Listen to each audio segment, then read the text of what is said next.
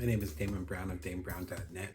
My main thing is helping you as a side hustler, a solopreneur, otherwise a non-traditional entrepreneur. Today we're going to do something a little bit different. Actually, going to be interviewed by Rochelle Melander. She's the author of the new book, Mightier Than the Sword. My kids love it. There's so many good, diverse examples in here about people using the power of language and of words to actually impact the world. There's the traditional folks in there like MLK and people like that. There's also folks in there that I have never heard of, and I know my pop culture, particularly when it comes to communication. So shout out to her. You can learn more about her work as a writing coach at writenowcoach.com. That's WRITE. Anyway, we ended up connecting many, many years ago through the American Society of Journalists and Authors and other organizations. And I've loved her work. And she ended up reaching out when Career Remix came out, which is my new book. It's actually going to be out in audiobook end of March 2020. 2020? 2022. What year is it? I know y'all understand where I'm coming from. She reached out when my new book came out, and it resonated with her as a coach and with people that she supports. So she asked me several questions, and I got a handful of them, and I want to share them with you and with the audience if you happen to be watching over at writenowcoach.com. So Rochelle asked, can you tell us about Career Remix?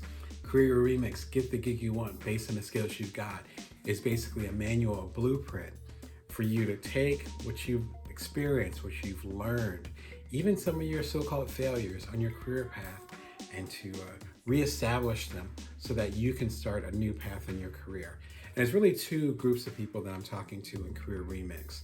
The first group are people who are part of the so-called Great Resignation, which some people are calling the Great Reset, where you've decided to move on from the particular job that you have because it doesn't fit your lifestyle anymore.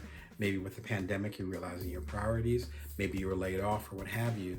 But often we're making that conscious choice to say there's something better out there. This is to help you figure out what that better is based on things that you've learned and those riches that you have in your past. The second group of people I'm talking to in this are people that are trying to figure out what their next career is going to be. This actually falls in line with a lot of the coaching that I do, where people already have an established career and they realize they want a side hustle. They want to do a solopreneurship. They want to do something that really speaks to their passion in ways that their traditional 9-to-5 does not.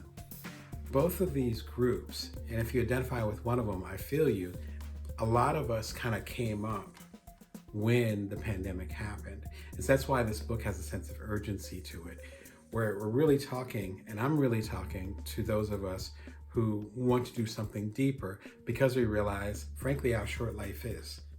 This is the path to do so. Number two, Rochelle asks, what are some of the tools that people can use as freelancers and speakers that are traditionally part of entrepreneurship? I think the number one thing, or one of the major things I talk about in Career Remix, is creating a runway. How much money do you actually have to follow your particular dream, pursuit, or goal? For instance, if you decide that you want to quit your job and become, say, a full-time freelancer, when you become a freelancer, then you don't have the regular checks coming in. Same thing with being an entrepreneur, and same thing, I do a lot of public speaking, same thing as a speaker. So sometimes you have a month where you have 5 speaking gigs, and then you have another month where you have 0. You might have 2 or 3 months where you have 0, and you're trying to figure out where you're going to go from there. Runway, which is a term that we use up in Silicon Valley, and entrepreneurs all over the world are using that term now too. It's like a plane. How much runway do you have for your particular career or path to take off? So if you have $4,000 saved up and you decide to quit your job and your monthly budget is $1,000, then avoiding or not thinking about any type of emergency or what have you, you have 4 months of runway. It's not a whole lot of time. And so number one is to really think about how many resources, particularly financially, that you have to actually pursue your goal before you go full force into it.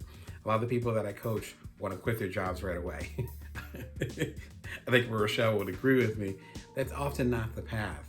The path is more often to slowly build that particular business.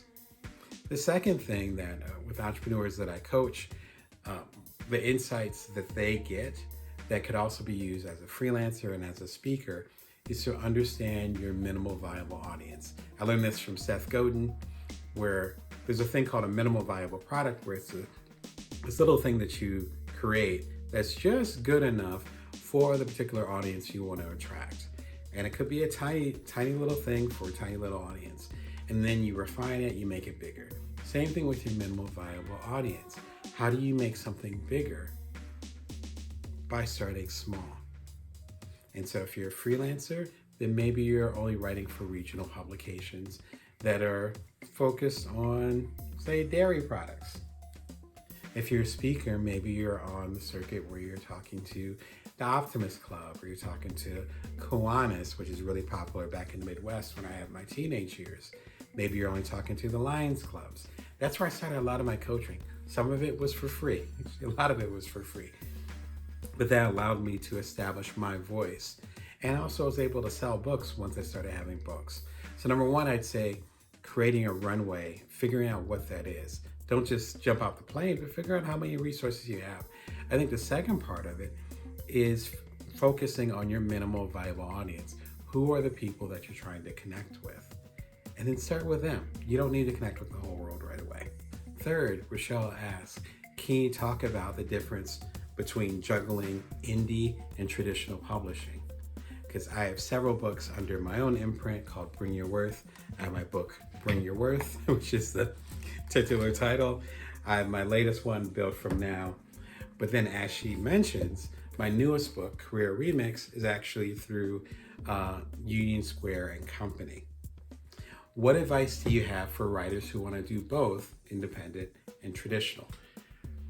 If you're going to go independent, you have to realize that you have to do every single step of the way. From hiring the cover designer, shout out to Beck Loss, who has designed all my independent covers, to designing the different details as far as who's going to edit it. Shout out to Jeanette Hurt, who's edited a lot of my independent books. You have to figure out the whole system yourself, even distribution. If you can't see, but in my closet here, in my office here in Las Vegas, I have like dozens of books. And they're not other people's books, they're just my books. Because if you go to damebrown.net, you can order my books directly and I will sign them for you and ship them out. The post office person knows me extremely well. I know what medium mail is, the whole thing. But I've also done several independent books, a couple of them bestsellers. So I've kind of seen the variance. I've had a couple that didn't do that well at all. You have to understand the system. Career Remix is my 26th book. The first 18 or so books that I did were actually through traditional publishers, including Penguin. Back in the day, it was with Union Square and Company, back when they were called Sterling Publishing, a subsidiary of Barnes & Noble, excuse me, and other organizations like that. So big houses over in New York and over on the West Coast. Shout out to them. Then I started going independent. But when I went independent, I knew the system as far as how to go independent, because I observed very carefully with the editors I worked with the agents that I've worked with some of them I still work with now. Going to New York, and I've never lived in New York, so flying to New York a couple times a year and taking editors, agents, publishers even, out to lunch, out to dinner, out for drinks, and saying, I'll take care of it, even if I didn't have much money, and listening to them, absorbing game, as we say nowadays. And so when I started my own independent publishing company, which I did not plan on doing, but once I started, then I understood the system. That also means promotion. So I have a newsletter at joindamon.me. I have my YouTube show, which is up to about 200 episodes as I'm recording this, at youtube.com/BrownDamon. All these different avenues are part of not only connecting with my audience and serving y'all, but also with marketing. So when Career Remix came out, I had a book trailer that went live on the show, right? When I did when the launch of Career Remix first got announced, and Union Square ended up putting up the publishing, the launch page as they call it, so you can buy the book. My newsletter readers at joindamon.me knew about it the instant it happened, and they were able to pre-order. Less or so with my social media feeds and other things. Those things are built on you. The last thing I'd say about independent is that you do not have an advance.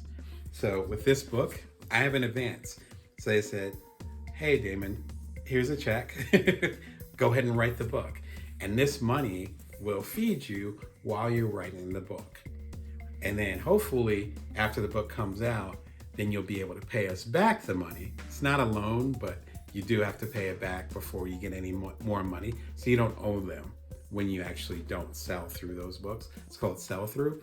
But it's like you're going to sell a certain amount of books. And once you sell a certain amount of books, we will be repaid. And then we'll start sending you and your agent checks, right? Fantastic. Shout out to Marilyn Allen, my agent. And when you do an independent book, like Build From Now, my latest independent book, which came out about a year ago, there was no advance for this. The flip side of that is that as soon as this went off the press, I was in the black because I paid my editor, I paid my cover designer, I paid whatever distribution stuff I needed to do. And then after that, it was all cream. And so when someone buys a copy of Build From Now, not only do I get more money off the cover price, but I also get money sooner because it doesn't cost as much as if they gave me advance up front. That also meant while I was writing like last book, Build From Now, I also had to pay my bills doing traditional journalism, coaching, doing the YouTube channel, and so forth. If you're looking at getting into going from traditional to independent like I did, and independent to traditional, one of the biggest things you can do is actually create your own buzz. It is so important. My relationship with Union Square and Company is a little bit different than, say, the relationships that I had earlier in my career, decade and a half ago when I first started writing books. That's because I've had 2 independent bestsellers, Damon Brown's Simple Guide to the iPad and The Ultimate Bite-Sized Entrepreneur. I did that based on my own grassroots efforts, timing the market, and knowing what my audience wanted. So when I started talking with Union Square and we started talking about doing Career Remix, then there was a level of trust there, not only as far as them giving me a better advance than they would if I didn't have the track record, assuming I would get a deal at all, but also trust as far as what the process would be. They're like, Damon, you've done bestsellers on your own. We trust you with the process. Let's see how we can support each other and help you get to the next level. Rochelle asks, you juggle a lot of roles, including parenting and writing. What are some of the strategies that you do to help get writing done? Wow, that's a tough question. One of the big things that I do is I create a list. I usually do index cards. I did a TED Talk on it. I'll be sure to throw a link in here, but this works fine too. And I write a list of what's most important during that day. For instance, right now, as I'm recording this, it's actually late at night, but you can't tell by the lights. My kids are asleep. I have an 8-year-old and a 5-year-old. I'm the primary caregiver, and my partner's actually out of town, so I'm really on my own, right? So it's like solo, and there was a million things that are happening today. But I have my list downstairs, but I had a list just like this. Well, it's filled. And it had 6 things on there. And I was like, as long as I finish these 6 things, I'm good. And as long as I hit those things, everything else is gravy. I do that at least once a day, usually the night before, and it helps me sleep. Because I'm like, I know exactly what I need to focus on. Again, my previous book is called Build From Now, How to Know Your Power, See Your Abundance, and Nourish the World. I have a quiz based on these 4 different powers that we all have: focus, agility, time, and energy. You go to buildfromnowquiz.com if you want to take the quiz for free. 1,000 people have taken it, so I've been talking about the quiz quite a bit for the past year, my coaching clients and all that. It's basically part of my coaching method. One of my biggest focuses, or energies, I should say, one of my biggest strengths, I should say, is focus. And so when I'm focused, it's great. But that means that I can't have 20 things going on. I just like to focus on one thing. I know some people who like to do 3 things at the same time, and they're fellow writers, and that enables them to focus. For me, it's my list, again, usually index cards, that has 3 to 6. Today was busy, so it was 6. Usually 3 things. As long as I hit those 3 things, it's cool in the gang, and I'm happy. The last question that Rochelle has is, what am I reading right now? I'm reading a lot. I'm reading like 4 books at once, which I usually don't do. But something that's been on my mind is No Mud, No Lotus by Thich Nhat Hanh. He just passed away, I want to say about a month and a half ago. Actually, I have a YouTube video on the Bring Your Words show that talks about one of my favorite quotes from him. But I was really into him. Let's see, my partner got this book probably like 5 years ago, around the time our second son was born. And I nabbed it off our bookshelf. And have been reading ever since. Sorry, honey, but I appreciate you letting me borrow it. But it's a fantastic book, very small. And essentially it talks about how to live a more present life. And particularly nowadays, any day, forget nowadays. And if you're trying to create something from scratch, which I've done, which Rochelle's done, which a lot of y'all that are reading this blog or watching the show are doing right now, you need to find some type of inner strength or some type of inner peace as you're on this journey.